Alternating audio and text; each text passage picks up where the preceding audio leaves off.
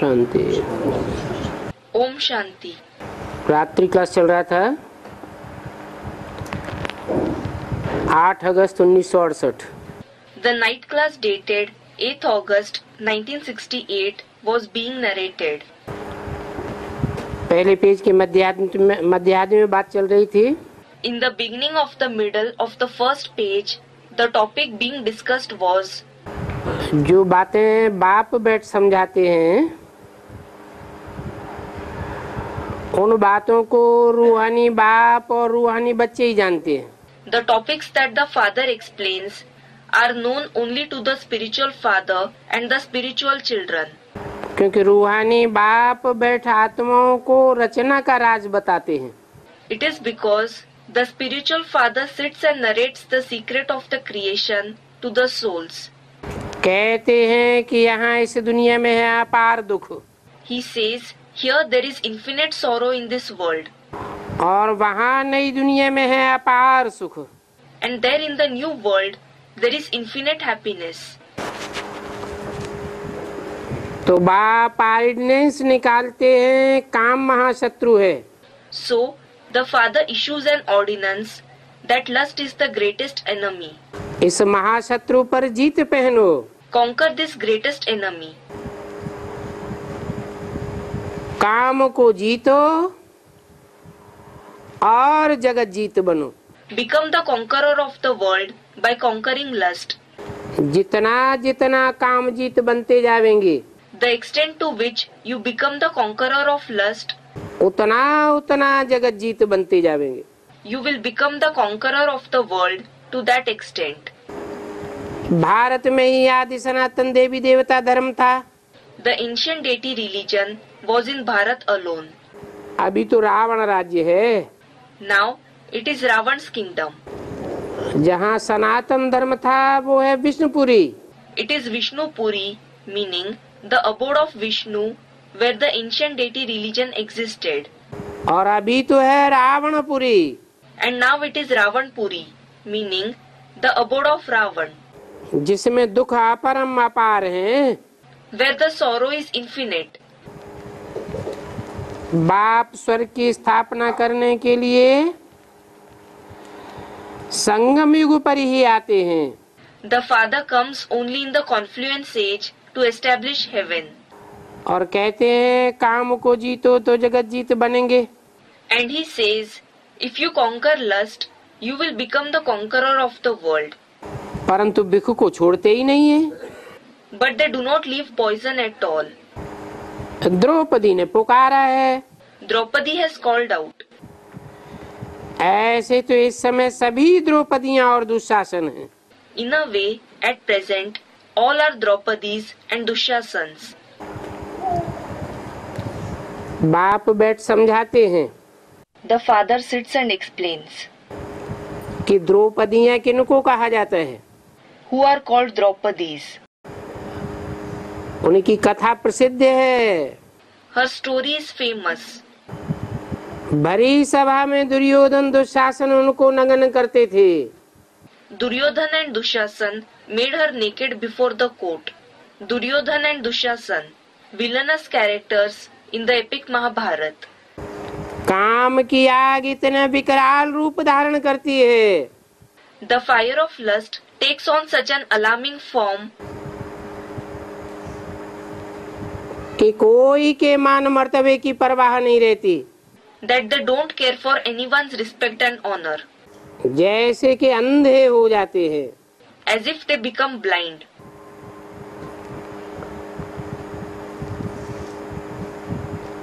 ऐसी द्रौपदियां फिर कोई सहारा न रह जाने के कारण एक बाप का सहारा लेती है। Such Draupadis take the help of the one father when no one helps them. आर्तनाद से पुकारती हैं। They cry out to him in despair. बाप आकर सहयोगी बनते हैं।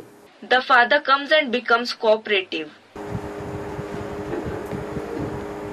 बाप समझाते हैं The father explains, अभी है पुरुषोत्तम संगम युग। that now it is the elevated confluence age, that is Purushottam Sangam Yug. इस समय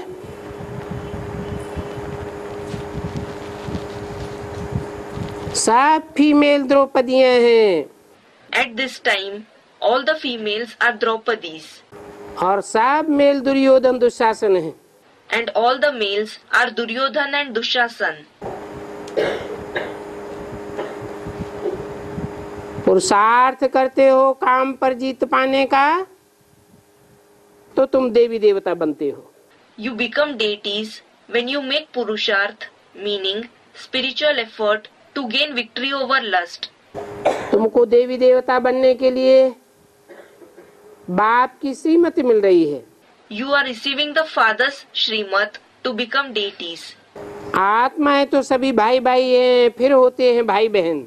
All the souls are actually brothers among themselves. Later they become brothers and sisters. क्योंकि प्रजापिता ब्रह्मा के बच्चे तो हैं। Because they are the children of Prajapita Brahma. Prajapita Brahma को कहेंगे great great grandfather. Prajapita Brahma will be called the great great grandfather. Double great किस लिए लगाया? Why did he use double great? क्योंकि और जो भी धर्म पिताएं हैं वो सब ग्रेट फादर्स हैं। Because all the other religious fathers are great fathers. Ibrahim, Buddha, Christ महान धर्म पिताएं हैं। Abraham, Buddha, Christ are great religious fathers. परंतु उनको ग्रेट ग्रेट ग्रैंडफादर नहीं कहा जा सकता। But they can't be called great great grandfather. सब धर्मों में आदम की मान्यता है, एडम की मान्यता है, जिसे आदि पुरुष कहा जाता है। Adam, who is called the first man, is accepted in all the religions. वो है great great grandfather. He is the great great grandfather. और तुम Prajapita Brahma great great grandfather के बच्चे हो। And you are the children of Prajapita Brahma, the great great grandfather. ऐसे ऐसे बैठ सभा के बीच समझावे तो बहुतों के दिल पानी पानी हो जावे। If you explain these topics in the gatherings, the hearts of many will be moved. नहीं तो पत्थर के दिल बन चुके हैं। Otherwise, their hearts have become like stone. लड़ते ही झगड़ते रहते हैं। They just keep quarreling with each other. जानते नहीं है कि विश्व में शांति सत्य युग में थी। They don't know that there was peace in the world in Satyug, जहाँ सत्य का ही बोलबाला था। where only truth was prominent. Satyug, meaning literally the age of truth. Satyug, the golden age. असत्य का नाम निशान नहीं था। There was no trace of falsehood. ऐसी सतयुग की स्थापना सत्य बाप, सत्य गुरु, सत्य टीचर ही करते हैं। Only the true father, the true guru and the true teacher establishes such a Satyug. अभी तो दुनिया में अशांति है। Now there is restlessness in the world. बाप ही शांति सुखधाम की स्थापना करते हैं। The father alone establishes the abode of peace and the abode of happiness. जिसके लिए अभी श्रीमत देते हैं कि अपन को आत्मा समझो और बाप को याद करो।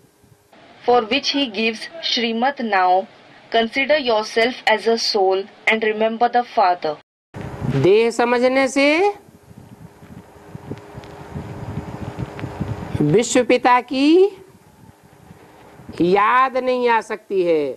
You cannot remember the father of the world, Vishwapita, by considering yourself as a body. आत्मा समझने से सब आत्मा आत्मा भाई भाई हो जाते। Considering yourself as a soul makes all the souls brothers. कोई भी धर्म का हो, सब कहेंगे हम हैं आत्मा। To whichever religion they may belong, everyone will say, we are souls. इसको कहेंगे सहज राजयोग। This will be called the easy Raj Yoga. और सभी मनुष्यों के सिखाए हुए हैं हठ योग। The rest of the yogas taught by other human beings are Hatha Yoga, meaning a form of yoga consisting of rigorous physical exercises and breath control. उन हठ योगों से शांति की स्थापना नहीं हो सकती है। Peace cannot be established by those Hatha Yogas. जानते भी नहीं हैं They don't even know कि शांति कैसे स्थापन होती है how peace is established और कब स्थापन होती है। and when it is established. बाप तो कहते हैं मैं कल्प में एक ही बार आता हूँ राजयोग सिखलाने। The father says, I come only once in a cycle to teach Raj Yoga. फिर हमको सुखधाम का मालिक बनाकर खुद शांति धाम में बैठ जाते हैं। Later he makes us the masters of the abode of happiness and he himself sits in the abode of peace. हम भारतवासियों को सुख दे करके खुद वानप्रस्थ अवस्था में चले जाते हैं। He goes into the stage of retirement after giving happiness to us Bharatvasis, meaning residents of India. बाप पहले हमको समझाते हैं। The father explains to us first, फिर औरों को समझाते हैं। later he explains to others. औरों को समझाना हमारा काम है। It is our duty to explain to others. हमारी तो एम ऑब्जेक्ट ये है सारे विश्व को संदेश पहुंचाना। Our aim and objective itself is this, to convey the message to the entire world. बताना है कि अभी ये दुनिया दुखधाम है। You have to tell them, this world is the abode of sorrow now. इसमें अपारम अपार दुख हैं। There is infinite sorrow in this world. कलयुग में होंगे अपार सुख। There will be infinite happiness in the golden age. बाप संगम पर आकर के सुखधाम अपार सुखों की स्थापना करते हैं। The father comes in the confluence age and establishes the abode of happiness. He establishes infinite happiness. और दुखधाम का विनाश कराए देते हैं। And he enables the destruction of the abode of sorrow. ऐसे नहीं कि पहले दुखधाम का विनाश कराए देते हैं। It is not that he enables the destruction of the abode of sorrow first, फिर बाद में सुखधाम स्थापन होता है। and later the abode of happiness is established. नहीं, No, नरक की दुनिया के बीच स्वर्ग का वर्षा देते हैं। he gives the inheritance of heaven amidst the world of hell. ये सारी दुनिया नरक है। This entire world is hell. नर मनुष्य को कहा जाता है। A human being is called Nar, meaning man. स्त्रियों को भी कहा जाता है। Are women also called Nar? हैं? नर किसको कहा जाता है? Who is called Nar? मनुष्य को नर कहा जाता है। A human being is called Nar. स्त्रियों को नारी कहा जाता है। Women are called Nari. तो नरक कौन बनाता है? So who makes hell? हैं? अरे स्वर्ग कौन बनाता है? अरे who makes heaven? स्वर्ग कैसे बनता है? How is heaven created? स्वस्थिति से बनता है स्वर्ग। Heaven is created through the stage of the self. जो सदैव स्वस्थिति में रहने वाला है वो स्वर्ग बनाने वाला है। The one who remains in the stage of the self forever makes heaven. और नर? And what about Nar? हैं? नर नरक बनाने वाला है। Nar is the one who creates hell. तो बाप ऐसे नरक की दुनिया में आकर के स्वस्थिति वाले स्वर्गधाम सुखधाम की स्थापना करते हैं। So, the Father comes in such a world of hell and establishes the abode of heaven the abode of happiness where everyone is in the stage of the self. ऐसा संगठन जहां सब स्वस्थिति वाले होते हैं. He creates a gathering where all remain in the stage of the self. स्वस्थिति की ताकत से प्रकृति उनके वश में हो जाती है. Through the power of their stage of the self, nature comes under their control. प्रकृति 5 तत्वों वाली है. Nature consists of the 5 elements. जड़त्व में ही प्रकृति के तत्व हैं. The elements of nature are inert. उन्हें एकाग्र करना चैतन्य आत्माओं का काम है. It is the duty of the living souls to make them constant. परंतु आत्माएं अपने स्वरूप को समझें कि हम चैतन्य आत्मा हैं. But the souls should understand their form. We are living souls. एक परमपिता परमात्मा के बाप के बच्चे हैं. The children of the one supreme father, supreme soul. उस स्थिति में स्थित होने का अभ्यास करें. They should practice to become constant in that stage. तब स्वर्ग की स्थापना हो सकती है. Then the establishment of heaven will be possible. तो पहले स्वर्ग की स्थापना कराते हैं. So, he has heaven established first. बाद में दुख धाम का विनाश कराते हैं. And later has the hell destroyed. ये बच्चों को याद रहे तो भी खुशी का पारा चढ़ा रहे. If the children remember even this, their mercury of happiness will remain high. क्या What?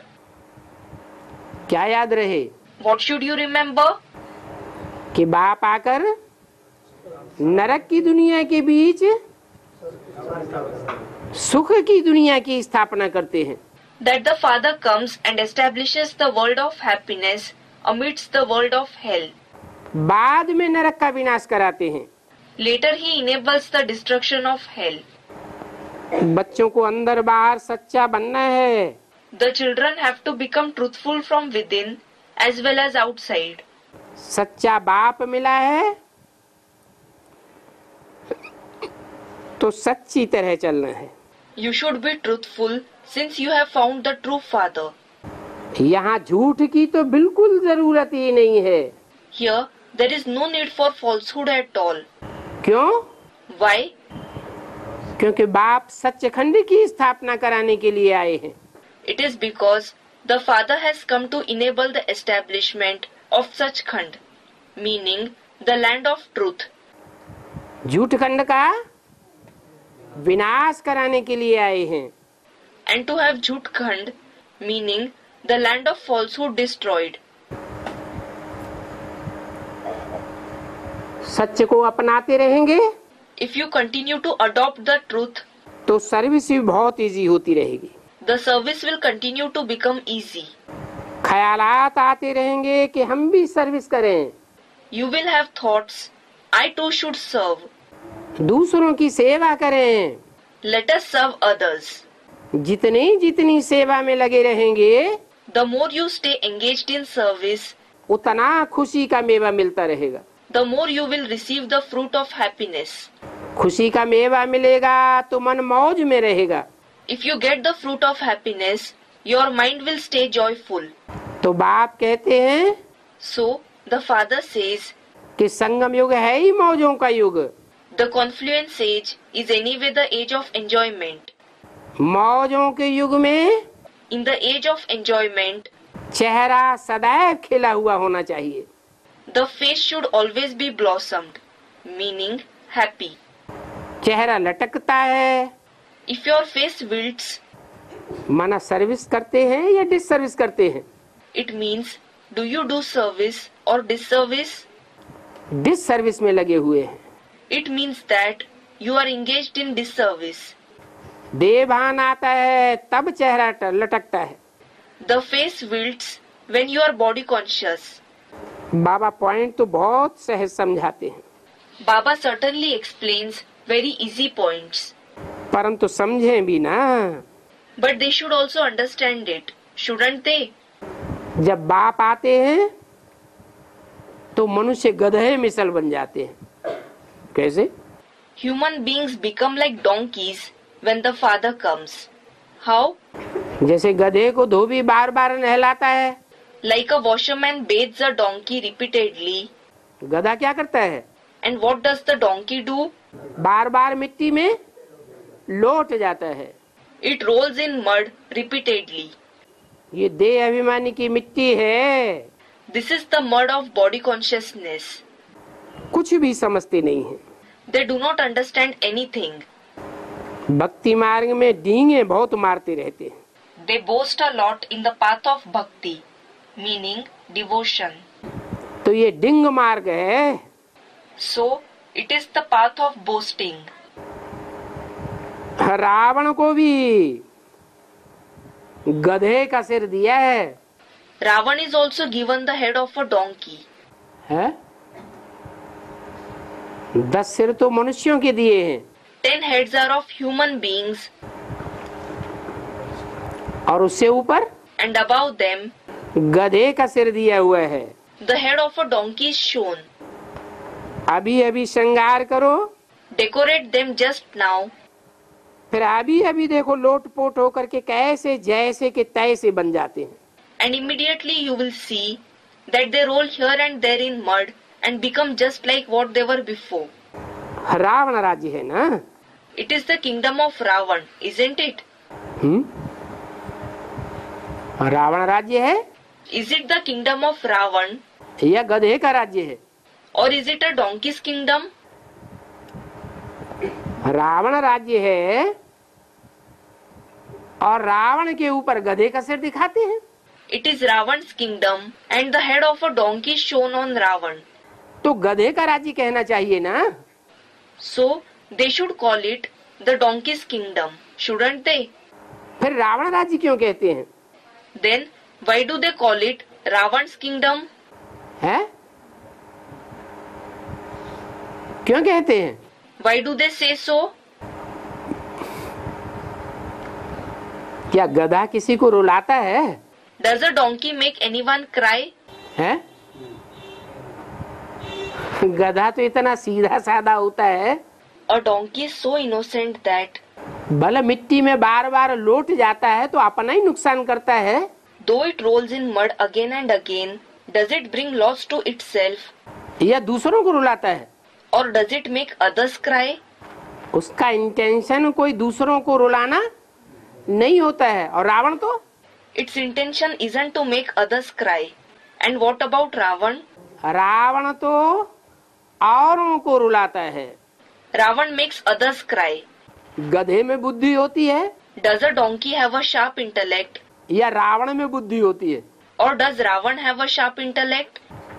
रावण फिर भी बुद्धिमान दिखाया हुआ है। Ravan is still shown intelligent. जैसे ब्रह्मा के हाथों में वेद शास्त्र दिखाते हैं, Like Brahma is shown with the Vedas and scriptures in his hands. वैसे रावण के हाथों में भी वेद शास्त्र दिखाते हैं। कहते हैं प्रकांड विद्वान था, ब्राह्मण था। Ravan is also shown with the Vedas and scriptures in his hands. They say that he was a very great scholar, a Brahmin. कहाँ की बातें हैं? These are the topics of which time? Ravan जैसे ब्राह्मण भी राक्षस थे, Demons like Ravan were also Brahmins, और वशिष्ठ विश्वामित्र जैसे महर्षि भी ब्राह्मण थे। and sages like Vashisht and Vishwamitra were Brahmins too. तो कौन सी दुनिया की बात है? So, it is about which world?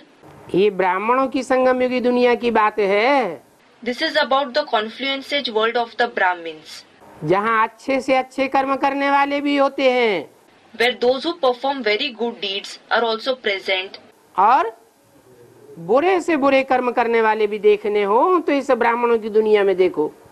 and if you want to see those who perform the worst deeds, you can see them in this Brahmin world. इसलिए ब्राह्मणों की दुनिया में 9 कुरियां दिखाई हुई हैं। That is why 9 categories are shown in the Brahmin world.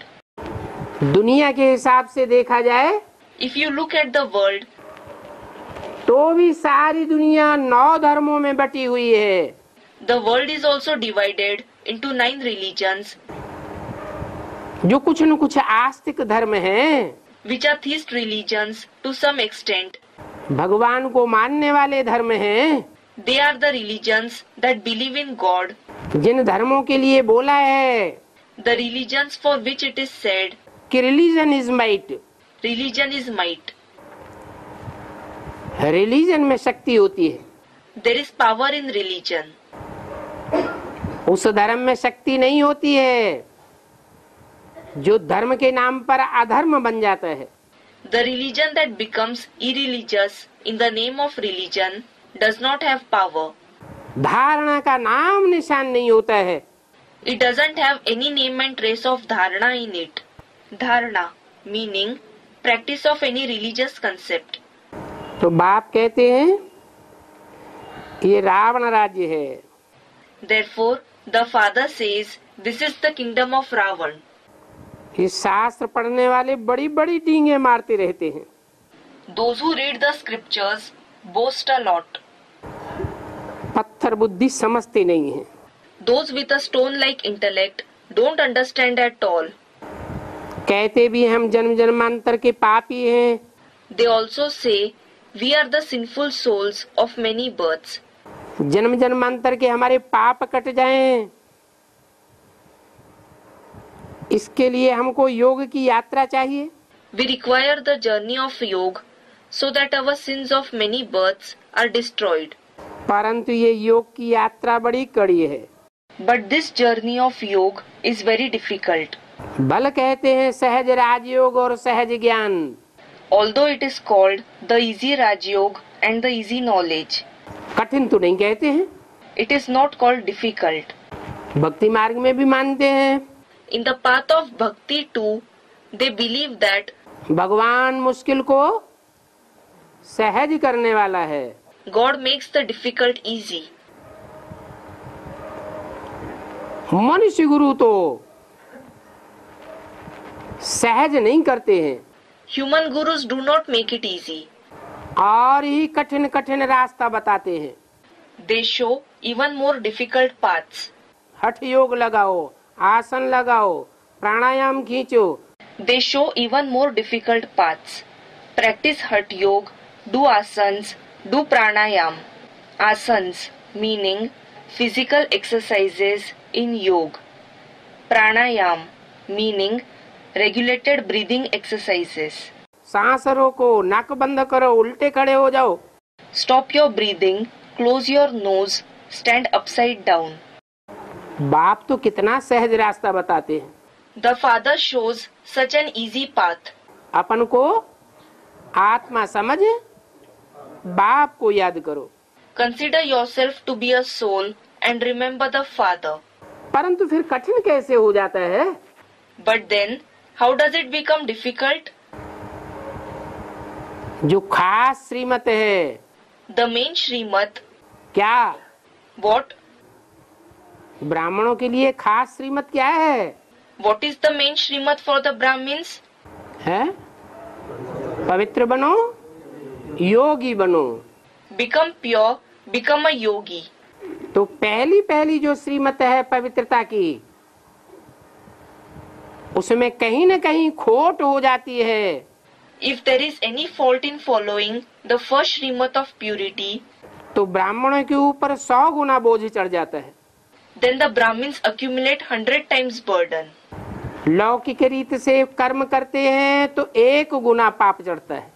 If you perform a wrong act in the Lokik life, meaning worldly life, you accumulate 1 time sin. और अलौकिक ब्राह्मण जीवन में बाप को जानकर, मानकर, अंजाम करके फिर श्रीमत के खिलाफ काम करते हैं।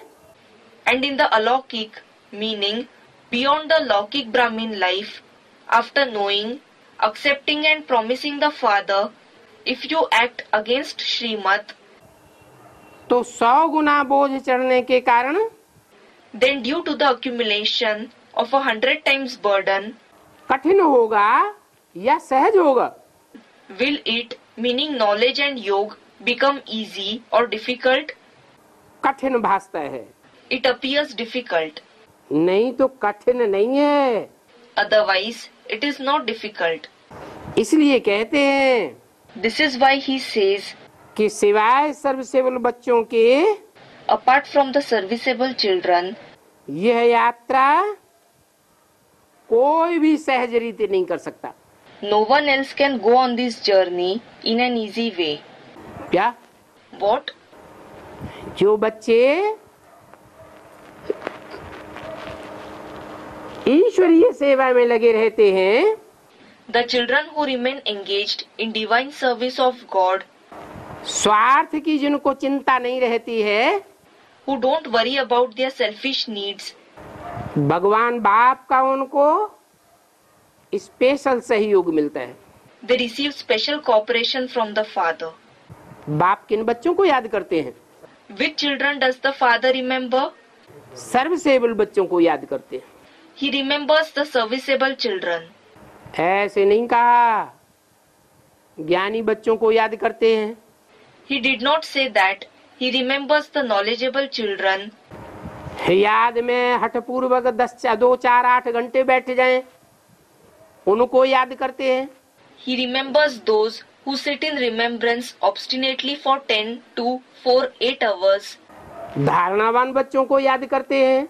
Or that he remembers the dharanavan, meaning virtuous children.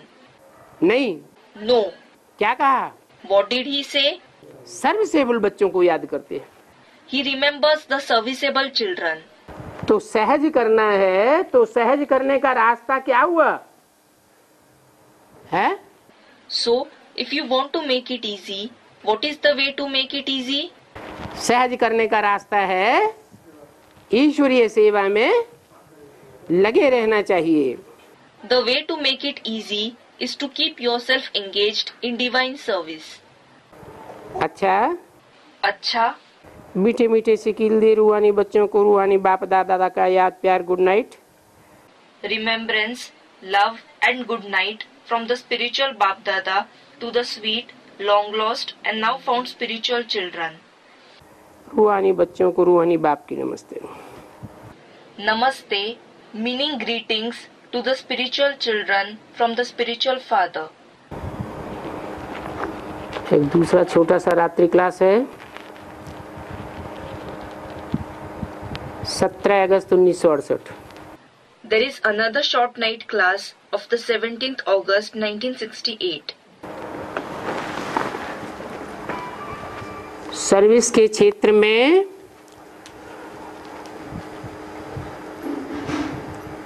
मूल बात है सबको बाप की पहचान मिले।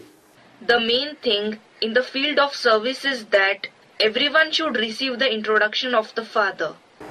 सबको बाप की पहचान मिलेगी If everyone receives the introduction of the Father, तो बेहद के बाप से बेहद सुख शांति का वर्षा लेने का पुरुषार्थ करेंगे।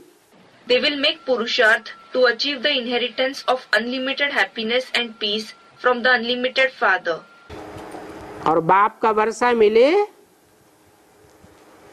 तो सब दुख दूर हो जाएंगे।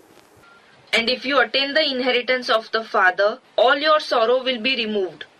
और सबके दुख दूर हो जाएंगे। And everyone's sorrow will be removed. 500-700 crore मनुष्यों की दुनिया में ऐसी कोई भी मनुष्य आत्मा नहीं बचेगी जिसके दुख दूर न हो जावे। Not even a single human soul will be left out of the world of 5 to 7 billion human beings whose sorrow is not removed. कोई के अनेक जन्मों के दुख दूर हो जाएंगे। Some become free from sorrow for many births. 21 जन्मों का अपार सुखों का वर्षा पाए लेते हैं। They attain the inheritance of infinite happiness for 21 births. फिर कोई के एक जन्म के दुख पूरे पूरे दूर हो जाते हैं। Some others become completely free from sorrow for one birth. कम से कम एक जन्म का सुख का वर्षा तो हर मनुष्य आत्मा को मिलना जरूर है। Every human soul has to certainly attain the inheritance of happiness for at least one birth. Bombay में जो सेमिनार हुआ था, In the seminar that took place in Bombay, उसमें कुमारिका उषा आदि ने जो भाषण किया था, Kumarika, Usha etc. gave lectures. वो टैप आज क्लास में चल रही है। That tape is being played in class today. Usha ने ठीक बताया कि हमको पढ़ाने वाला कौन है। Usha spoke right about who teaches us. ये उषा कौन है और कुमारिका कौन है? Who is this Usha and who is Kumarika? वाणी कौन से सन की है? 68 की वाणी है। This is the Vani of which year? The Vani is of 68. Bombay की लौकिक दुनिया में सर्विस की बात बताई। He spoke about service in the Lokik world in Bombay. बेहद का बाप बेहद के बच्चों से बेहद की बातें करते हैं। The unlimited father speaks about the unlimited topics to the unlimited children. जो हद के बच्चे होते हैं वो हद की बातें उठा लेते हैं। The limited children grasp the limited topics. हद के बच्चों ने समझा कि कुमार का नाम लिया है। The limited children thought that when he has taken the name of Kumarika, तो जरूर वो ही बच्ची होगी it must certainly be the same daughter जिसको ब्राह्मण परिवार में बहुत मान मर्तबा मिलता है। who receives a lot of respect and honor in the Brahmin family. Brahma बाबा भी उसको बहुत मान देते थे। Brahma Baba himself used to give her a lot of respect. मुरली में बोला है, It is said in the Murli, इन सभी सितारों में सबसे जास्ती खातिरी होती है कुमारिका की। Kumarika is given respect the most among all these stars. परंतु फिर दूसरा वाक्य बोल दिया, But he spoke another sentence.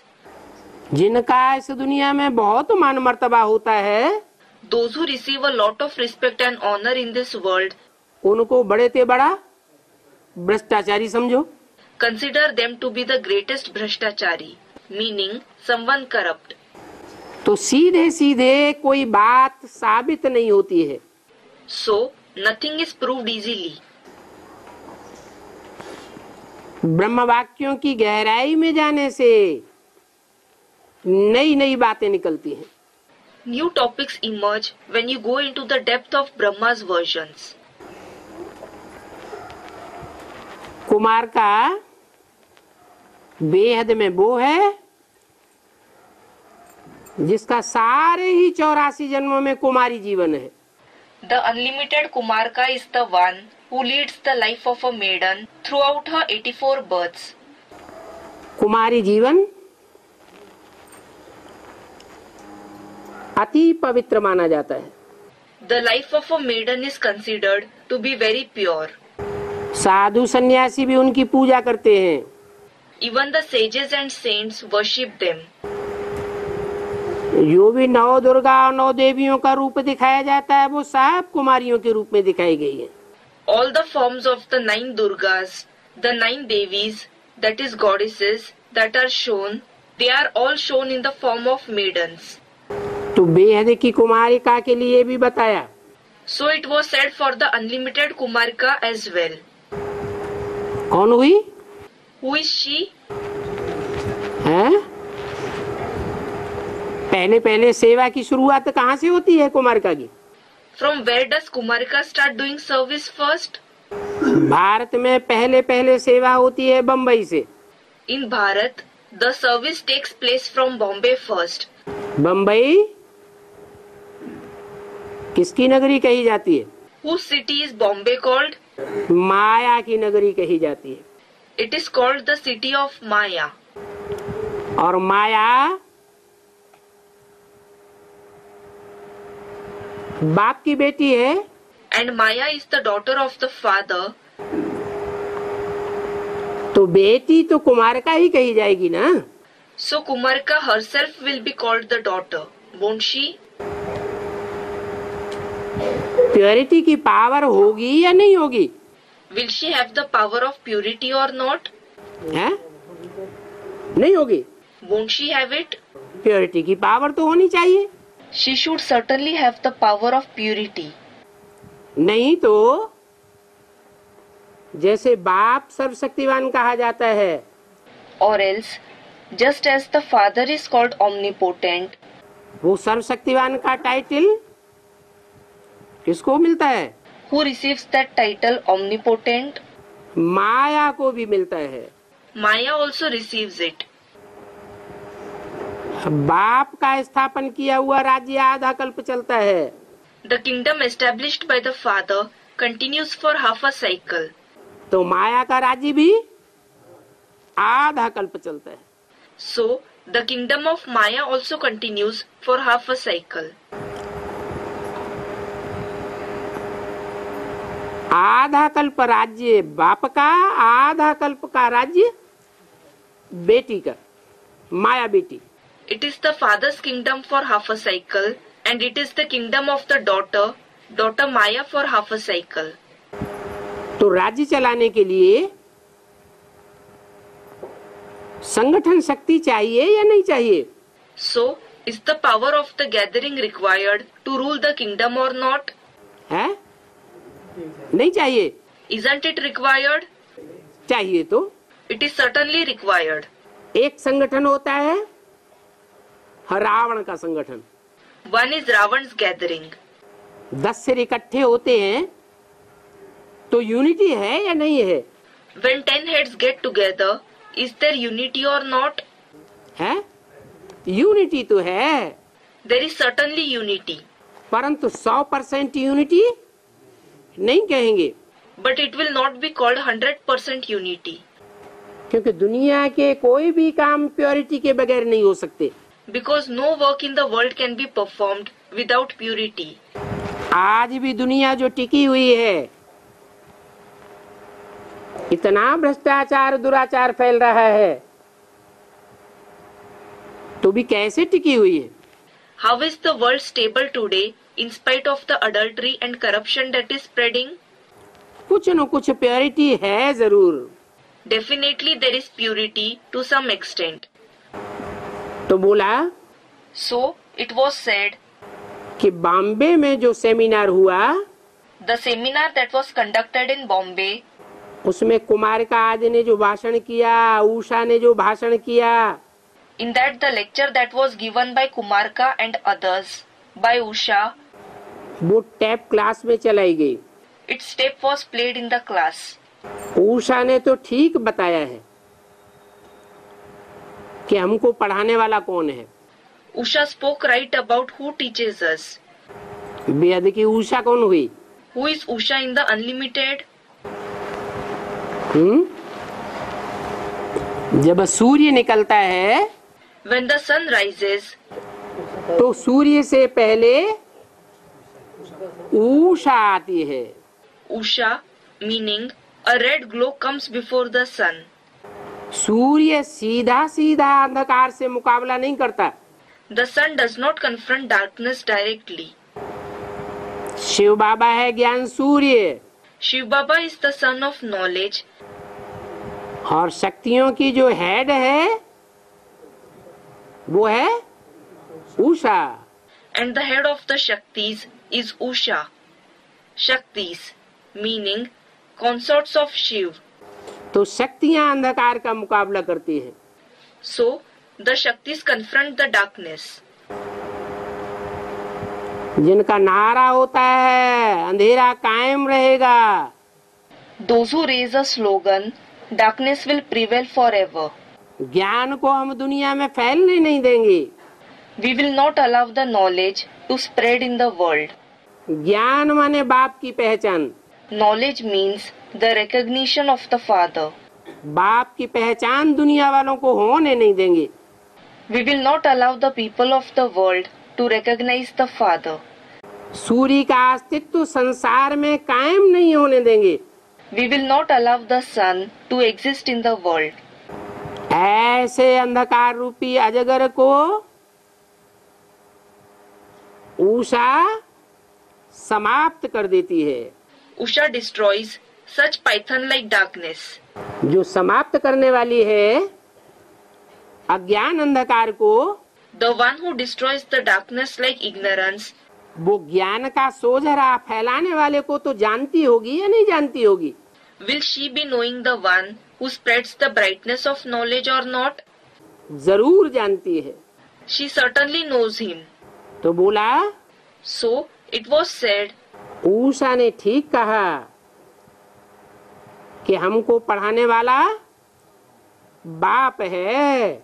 Usha spoke right, the one who teaches us is the father. ऐसे नहीं कि पढ़ाने वाली अम्मा है। It is not that the mother who teaches us. क्या? What? पढ़ाने वाली माँ नहीं है, The one who teaches us is not the mother. रचयिता बाप है। It is the creator father. तो ये बात भी ठीक रीति बताई है। So she spoke about this rightly. ऐसे नहीं बिंदी बाप है। It is not that the point is the father. अगर बिंदी बाप है पढ़ाने वाला तो ठीक रीति है, यह गैर ठीक है। If the point is the father who teaches, is it right or wrong? ये तो ठीक नहीं है। It is not right. बिंदी कैसे पढ़ाएगी? How will the point teach? अगर कहें कि बिंदी बाप ब्रह्मा द्वारा पढ़ाता है, If it is said that the point father teaches through Brahma, तो ब्रह्मा के द्वारा पूरी पढ़ाई आती है then does the complete knowledge come from Brahma, या अधूरी पढ़ाई आती है? or does partial knowledge come from him? क्यों? Someone said partial. Why? कोई डॉक्टर बनता है Suppose someone becomes a doctor और मोटी मोटी बातें सीख ले and learns the art roughly और डॉक्टर का लकबा ले ले, and takes the title of a doctor, तो अपना और दूसरों का नुकसान करेगा या नहीं करेगा? then will he bring harm to himself and to the others or not? नुकसान करेगा। नींग माकी में खतरे जान। He will. Little knowledge is a dangerous thing. ऐसे ही वो परमपिता परमात्मा ब्रह्मा के तन में आता है, In the same way, when the Supreme Father, Supreme Soul, enters the body of Brahma, तो बेसिक नॉलेज देता है। he gives the basic knowledge. वो बेसिक नॉलेज अपने में परिपूर्ण नहीं है। That basic knowledge is not complete in itself. क्यों? Why? क्यों परिपूर्ण नहीं है? Why is it incomplete? है? क्योंकि उसमें बुद्धि का पुट नहीं है। It is because there is no involvement of the intellect in it. जैसे छोटे छोटे बच्चे हैं, कबीर दास के, तुलसीदास के, सूरदास के पदों को, कवित्वों को रटते तो हैं। For example, the small children do repeat the poems of Kabir Das, Tulsidas, Surdas. सुनते हैं और दूसरों को सुनाते तो हैं, लेकिन उनका गुह्यार्थ क्या होता है वो नहीं जानते हैं। They hear them and do narrate them to others, but they don't know their deep meaning. ऐसे ही जो ब्रह्मा के मुख से निकली हुई वेदवाणी है, Similarly, the Vedvani, meaning words of the Vedas, which emerged through the mouth of Brahma, वो वेदवाणी के महावाक्य ब्रह्म वाक्य तो हैं। the great versions, Mahavakya of that Vedvani, are certainly the words of Brahma, Brahma Vakya. परंतु वो ब्रह्म वाक्य अगर समझ में नहीं बैठे, But if those words of Brahma are not understood, बुद्धि ने उन वाक्यों को गहराई तक समझा नहीं है, if the intellect hasn't understood those words in depth, तो निरर्थक हो जाते हैं। then they become meaningless. उनको समझने के लिए, समझाने के लिए भी In order to understand and explain them, बाप का टीचर का रूप चाहिए। the father in the form of the teacher is required. इसलिए बाप तीन रूपों में संसार में प्रत्यक्ष होता है। That is why the Father is revealed in the world through three forms. बाप के रूप में, माँ के रूप में और टीचर के रूप में। In the form of the Father, the Mother and the Teacher. Teacher का बड़े से बड़ा रूप है सदगुरु। The greatest form of the Teacher is the Sadguru. अंतिम स्वरूप है और कड़क रूप है। It is the last form and a strict form. तो बाप ये चारों ही पार्ट बजाता है, बाप, टीचर और सदगुरु का पार्ट बजाता है। Thus, the Father plays all the four parts. He plays the parts of the Father, the Teacher and the Sadguru. ऐसे छोटे छोटे बच्चे होते हैं For example, there are small children. तो पहले माँ को पहचानते हैं। They recognize the mother first. यहाँ भी बाप इस सृष्टि पर आते हैं Here too, when the Father comes on this world, तो पहले बेसिक नॉलेज देते हैं। He gives the basic knowledge first.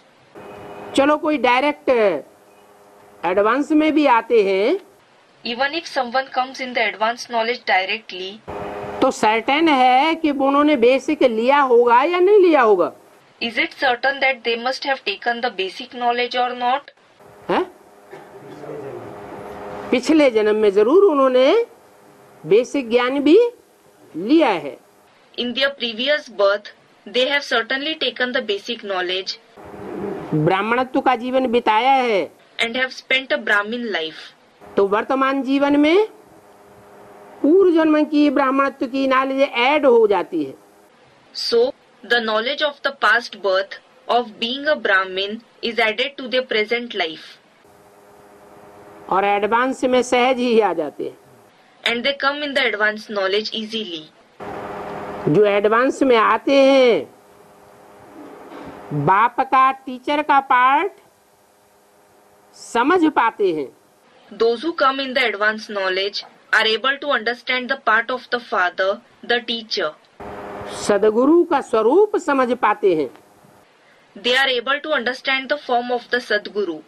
और ये भी जानते हैं And they also know that कि बाप से माँ भिन्न नहीं हो सकती।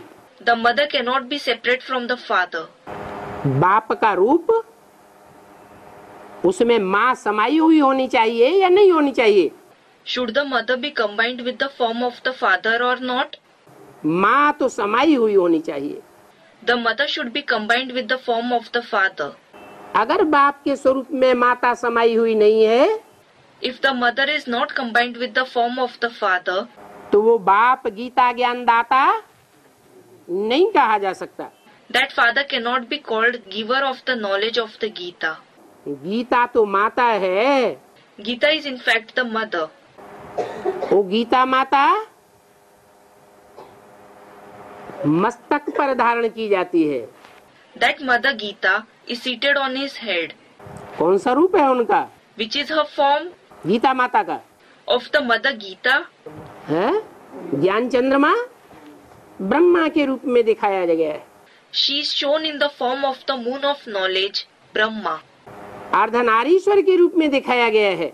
They are shown in the form of Ardhanarishwar, meaning a name of Shankar, the half man and half woman form. माँ बाप में ही समाई हुई है। The mother is combined with the father himself. नहीं तो बाप जो भी ब्रह्म वाक्यों का क्लैरिफिकेशन देगा वो असंभव हो जाता है। Otherwise, it will become impossible for the father to clarify the versions of Brahma. Teacher का काम क्या होता है? What is the work of a teacher? जो भी गद्य है, जो भी पद्य है, प्रोज पोएट्री है, उसका क्लैरिफिकेशन देना। It is to clarify the prose and the poetry. तो बाप हमारा बाप भी है So, the father is our father as well. और वो बाप बाप होने के साथ साथ हमारा उसी स्वरूप से टीचर भी है। And that father, along with being our father, is also our teacher through the same form. और फिर उसी स्वरूप से फाइनल रूप सदगुरु का भी पार्ट बजाता है. And then through that same form, he plays the final part of the Sadguru too. तो हमको पढ़ाने वाला बाप कौन है, वो ठीक रीति कौन बताती है? So, who speaks right about who the father who teaches us is? नहीं, Someone said, Kumarka. No, Kumar का नहीं बताती है. Kumarka does not speak about it. कौन बताती है? Who speaks about it? Usha बताती है. Usha speaks about it. Basic में तो उषा का युगल कौन है? Who is Usha's husband in the basic knowledge? Ramesh. Ramesh. Rama का ईश. The Lord Ish of Rama, a name of Lakshmi. तो ये जोड़ी है. So, this is a pair. तो बाप का ठीक परिचय देने वाली कौन है? So, who is the one who gives the right introduction of the father? Usha. Usha. फिर कुमारका का काम था इसी पॉइंट पर उठाना. Then it was the task of Kumarka to raise this very point. कि हमको पढ़ाने वाला शिव बाबा है. The one who teaches us is Shiv Baba. ये ऐसे क्यों बोला? फिर कुमारका का काम था. Why did he say then it was the work of Kumarka? कुमारका ने ये काम किया नहीं. Kumarka did not do this work. क्या बोला? What was said? कुमारका का काम था. It was the work of Kumarka. माने कुमारका ने वो पार्ट बजाया नहीं. क्या? It means that Kumarka did not play that part. What? इस पॉइंट को रेज करना To raise this point. कि हमको पढ़ाने वाला शिव बाबा है Shiv Baba teaches us. और ये हमारी एम ऑब्जेक्ट है. And this is our aim and objective. क्या? What? पढ़ाने वाला शिव बाबा है और एम ऑब्जेक्ट है Lakshmi Narayan. The one who teaches us is Shiv Baba. And our aim and objective is to become Lakshmi Narayan. इस पॉइंट को raise करना चाहिए था कुमारिका को. Kumarka should have raised this point. लेकिन नहीं किया. But she didn't do it. इसलिए बोला. That is why it was said. फिर कुमारिका का काम था. Then it was the task of Kumarka. लेकिन कुमारिका ने वो काम पूरा नहीं किया. But she didn't accomplish that task. चित्र लक्ष्मी नारायण और शिव का चित्र वहां पर ले गए थे. They took the pictures of Lakshmi Narayan and Shiv there. तो उस पर ही समझाना चाहिए. So they should explain on them. जो चित्र ले गए हैं उसी चित्र पर गहराई पर समझाना चाहिए. They should explain deeply on the very pictures that they took with them. क्या समझाना चाहिए? What should be explained? कि पढ़ाने वाला ये शिव है. They should explain that the one who teaches us is this Shiv. और हमारी एम ऑब्जेक्ट है पढ़ाई की लक्ष्मी नारायण बनना और बनाना. And the aim and objective of our study is to become Lakshmi Narayan and to make others such. तो कुमारिका ने अच्छी रीति समझाया या नहीं समझाया? So, did Kumarka explain this topic nicely or not? है? समझाना था लेकिन समझाया नहीं. क्यों नहीं समझाया? She should have explained it, but she didn't. Why didn't she explain it? क्योंकि जो चित्र ले गए थे शिव बाबा का, Because the picture of Shiv Baba which they took along with them, उस चित्र में क्या दिखाया हुआ है? what is shown in that picture? है? अरे बीच में शिवलिंग है Arey, there is the Shivling in the center और आसपास 32 किरणें दिखाई गई हैं and 32 rays have been shown around it गुणों को दर्शाने के लिए. to represent the virtues. कि शिव बाबा के खास खास ये 32 गुण हैं। showing that these are the special 32 virtues of Shiv Baba. तो गुण या अवगुण जो लिंग में बीच में बिंदु दिखाया गया है उस बिंदु के होते हैं या साकार के होते हैं? So, do the virtues or bad traits belong to the point shown in the center of the ling, meaning oblong stone with a base worshipped in all India, or do they belong to the corporeal one? Everyone, the corporeal one. अगर बिंदु के कहें तो वो निर्गुण हो जाता है। If we say they belong to the point, then that one is nirgun, meaning the one beyond virtues. क्या? What? न बिंदु में गुण है A point neither possesses virtues और न बिंदु में अवगुण है। nor bad traits. वो बिंदु जब साकार बनता है When that point becomes corporeal, किस स्वरूप के द्वारा? through which form? जो चित्र में दिखाया है, The form that is shown in the picture, लिंग।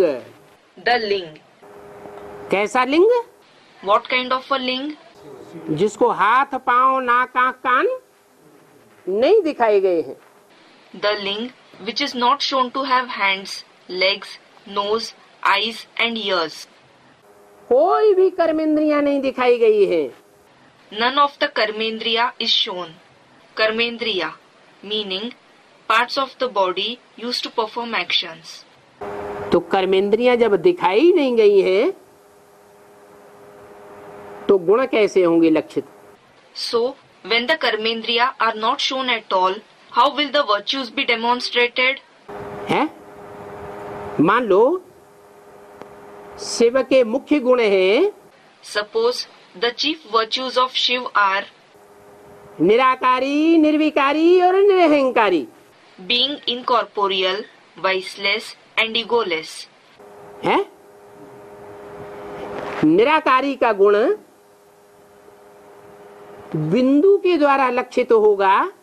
Will the virtue of being incorporeal be demonstrated through a point?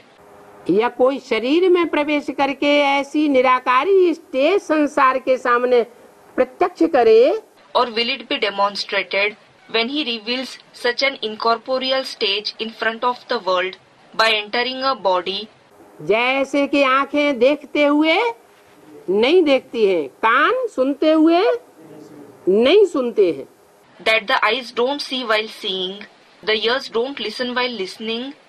दुनिया में कितनी भी भारी ग्लानि होती रहे, No matter how grave a deformation keeps taking place in the world, लेकिन उस ग्लानि का उस साकार स्वरूप के ऊपर कोई असर न हो। नहीं तो दुनिया में क्या होता है? it shouldn't have any effect on that corporeal form. Otherwise, what happens in the world? चाहे देवात्मा हो, Whether it is a deity soul चाहे राक्षसी आत्मा हो, or a demonic soul, उसके सामने अगर उसके दुर्गुणों का वर्णन किया जाएगा तो उसको देवान जरूर आ जाएगा। if their bad traits are mentioned before them, they will certainly become body conscious. तो वो है निराकारी स्टेज को लक्षित करने वाली बात।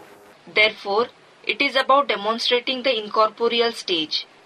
साकार शरीर में होते हुए भी In spite of being in a corporeal body, जैसे कि कर्मेंद्रियां हैं ही नहीं, it is as if he doesn't have the karmendriya at all. तो होना न होना बराबर हो गया। So, there is no difference whether he has them or not. ऐसे ही निर्विकारी, In the same way, there is the virtue of being viceless. ऐसे नहीं कि कर्मेंद्रियों से काम किया नहीं। It is not that he did not do any work through the karmendriya. जैसे सन्यासी जंगल में रहते हैं, Just like the sannyasis live in the forest, जंगल में रहते हैं और कामेंद्रियों को निस्तेज कर देते हैं। they stay in the forest and make their organ of lust energyless. कामेंद्री का कोई काम जंगल में रहता नहीं। There is no work of the kamendriya in the forest. फिर कहते हैं हम काम जीत बन गए हैं, हमने 10 साल से काम जीत बनने का पुरुषार्थ किया। Then they say, we have conquered lust. We made purusharth, meaning spiritual effort, to conquer lust for 10 years. तो क्या ये सही बात है? So, is it right? है? नहीं। No. अरे प्रैक्टिकल करके ये दिखावे। अरे, they should prove themselves by doing this in practice. रसगुल्ले की थाली सामने हो, A plate of rasgulla, meaning an Indian sweet, is in front of someone, और फिर भी खाने की इच्छा न हो, yet if he does not desire to eat it, उसको तो कहेंगे इच्छा मात्रम अविद्या। that will be called Ichha Matram Avidya, meaning a stage in which there is not even the trace of the knowledge of desires. सड़क का भिखमंगा है, Suppose there is a beggar on the road, खाने के लिए अकाल के time पर रोटी का टुकड़ा भी नहीं मिल रहा है, not even a piece of bread is available to him at the time of famine, और फिर कहे इच्छा मात्रम अविद्या की स्टेज है। and then if he says that he is in the stage of Ichha Matram Avidya, तो मानने योग्य है क्या? नहीं। then is it acceptable? No. मानने योग्य तो तब है जबकि इंद्रियों के भरपूर भोग मौजूद हों। It is acceptable only when there are enough pleasures for the sense organs to enjoy. फिर भी मन की ऐसी पावरफुल स्टेज हो Yet the stage of the mind should be so powerful कि कर्म इंद्रियों से भोग भोगते हुए भी मन उनमें आसक्त न हो। that even while experiencing pleasures through the karmendriya, it should not become attached to them. जब मन ही आसक्त नहीं होगा When the mind itself does not become attached to them, तो कर्मेंद्रियों के भोग किए किए न किए बराबर हो जाता है। their experiencing or not experiencing the pleasures of the karmendriya becomes the same. जैसे कि मिसाल देते हैं, Just as an example is given, महबूब अपनी महबूबा को याद करता है, a lover remembers his beloved, कारखाने में जाता है, रास्ता सारा पार कर जाता है, आंखें खुली हुई रहती हैं, while going to the factory, he crosses the whole road, his eyes are open. उससे पूछा जाता है तुमने किसको आते जाते देखा? When he is asked, whom did you see passing on the road? तो कहा मैं तो दूसरी याद में था, He replied, I was thinking of someone else. किसी को देखा ही नहीं। I didn't see anyone at all. क्यों नहीं देखा आंखों ने? Why didn't the eyes see them? आंखों ने सामने आते जाते व्यक्तियों को क्यों नहीं देखा? Why didn't the eyes see the people passing in front of him? क्योंकि मन दूसरी जगह लगा हुआ था, लगाव पूर्वक, अटैचमेंट पूर्वक। Because the mind was engaged somewhere else with attachment. तो आंख रूपी इंद्रियों ने अपना भोग खुले हुए होते हुए भी स्वीकार नहीं किया। So, the eyes in the form of sense organs did not accept their pleasure, though they were open. ऐसी स्टेज परम पवित्र परम पिता परमात्मा शिव की दिखाई जाती है।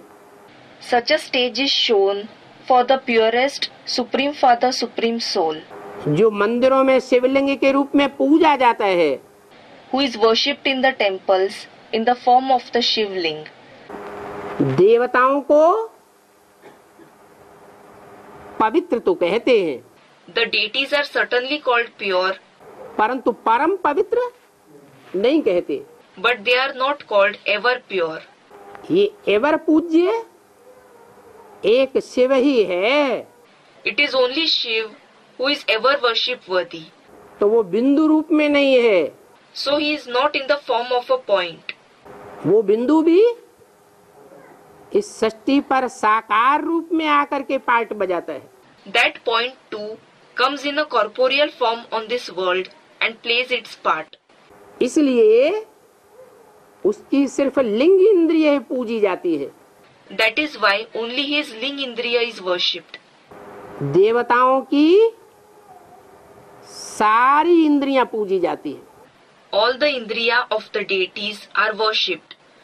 उनका गायन है Kamal Nayan, They are praised as lotus-like eyes, कमल मुख, lotus-like mouth, कमल नेत्र, कमल हस्त, कमल पाद, lotus-like eyes, lotus-like hands, lotus-like feet. लेकिन शिव का सिर्फ लिंग ही पूजा जाता है निराकारी स्टेज की यादगार। But only the ling of Shiv is worshipped as a memorial of his incorporeal stage.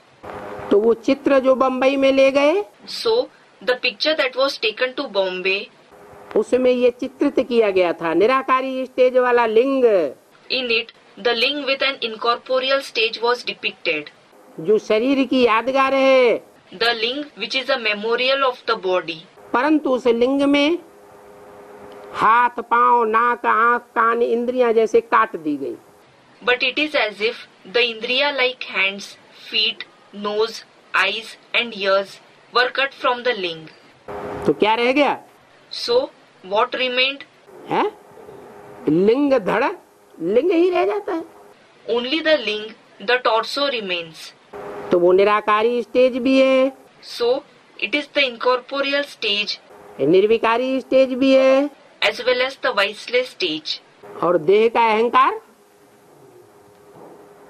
कहेंगे या नहीं कहेंगे? And will it be said that he has the ego of the body or not? देह का अहंकार हो ही नहीं सकता। He can't have the ego of the body at all.